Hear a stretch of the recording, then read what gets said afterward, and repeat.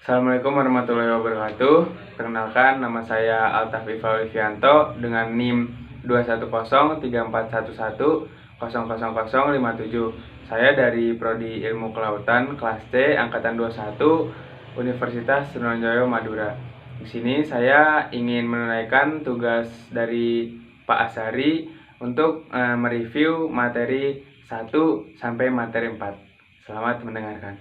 Materi pertama, sedimentologi. Sedimentologi sendiri merupakan cabang ilmu yang mempelajari tentang tekstur dan struktur tanah, proses pembentukan sedimen, faktor-faktor, klasifikasi, dan jenis dari setiap sedimen dapat diaplikasikan dalam sedimentologi tersebut. Sedimen sendiri memiliki karakteristik yaitu mengeras dan mengendap.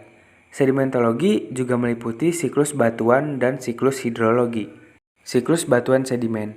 Pada siklus batuan, sedimen cair yang mengeras menjadi batu, di mana batu tersebut mendapat tekanan dan akhirnya menjadi batuan metamorf. Batuan metamorf yang meleleh menjadi magma akan naik ke permukaan dan nantinya kembali transport menuju ke lautan. Siklus hidrologi. Siklus hidrologi diawali dengan air yang mengalami evaporasi, lalu terkondensasi dan terkumpul menjadi awan hujan yang akhirnya terpresipitasi yang menimbulkan hujan. Air hujan tersebut turun melalui lapisan-lapisan tanah yang melewati banyak kawasan vegetasi dan kembali menuju ke lautan. Geosynclinal furrows atau peristiwa pengendapan sedimen yang tidak beraturan dan saling melapisi, dan lapisan paling bawahnya merupakan lapisan batuan terkeras. Lalu ada faktor pembentukan sedimen. Faktor pembentukan sedimen sendiri dapat dibagi menjadi 3, fisika, kimia, dan biologi. Faktor fisika contohnya yaitu tetesan hujan yang terus-menerus menetesi batuan akan membuat batuan tersebut melapuk dan hancur. Faktor kimia contohnya dari hancurnya batuan akibat garam laut. Faktor biologi contohnya merupakan hasil dari hancurnya fosil makhluk hidup atau foraminifera yang berukuran mikro, di mana sedimen ini berbentuk seperti bintang dan terdapat bintik merah hasil dari sel pigmen yang tertinggal. Materi kedua ada morfogenesa dinamik. Morfogenesa struktural merupakan morfologi yang mengekspresikan struktur geologi tertentu. Struktur geologi yang dimaksud terbentuk oleh proses endogen atau tektonik yang menghasilkan pengangkatan, retakan, patahan, dan lipatan pada batuan. Keberadaan morfogenesa ini mudah dikenali secara sederhana dengan identifikasi atau analisis tinggian topografi yang tanpa disertai gejala vulkanisme tampak dalam deretan memanjang, melengkung, atau melingkar. Tenaga eksogen adalah salah satu dari 2 tenaga di bumi yang mempengaruhi bentuk permukaan bumi, bersama dengan tenaga endogen. Tenaga ini membentuk dan memengaruhi bentang alam di permukaan bumi. Sedimen tersebut nantinya bisa membentuk batuan baru dalam siklus batuan, atau bahkan membuat daratan baru di daerah lepas pantai. Materi ketiga ada silt sedimen. Sedimentasi di suatu lingkungan perairan terjadi karena terdapat suplai muatan sedimen yang tinggi di lingkungan tersebut. Suplai muatan sedimen salah satunya berasal dari daratan yang dibawa ke laut melalui aliran sungai. Pengendapan bahan-bahan organik dalam sedimen laut banyak dipengaruhi oleh kondisi pada saat proses sedimentasi terjadi.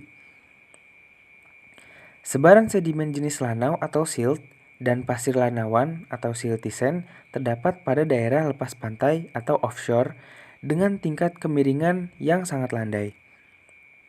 Adanya sungai pada daerah penelitian dimungkinkan mempengaruhi area sebaran sedimen dasar lanau dan pasir lanawan, sehingga butiran sedimen yang terdistribusi hanya berukuran diameter kecil.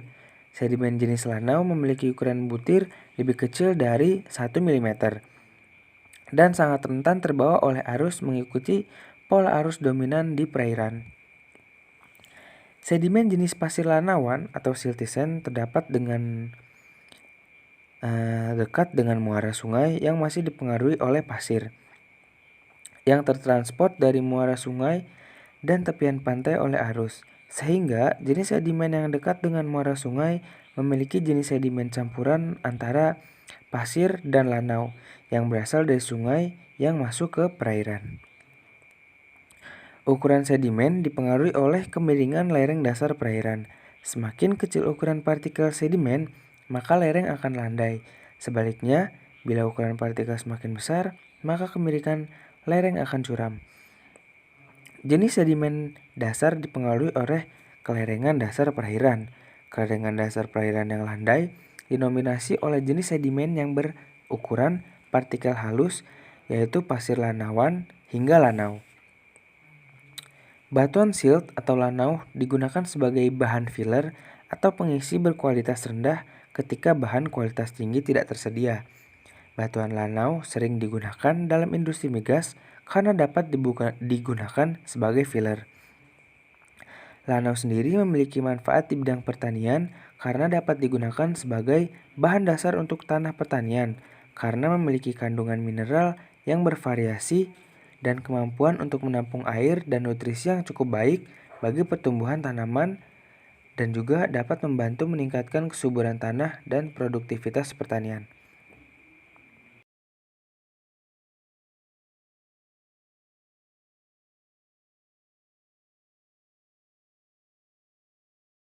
Oke, segitu dulu review materi dari saya. Kurang lebihnya mohon maaf. Wassalamualaikum warahmatullahi wabarakatuh.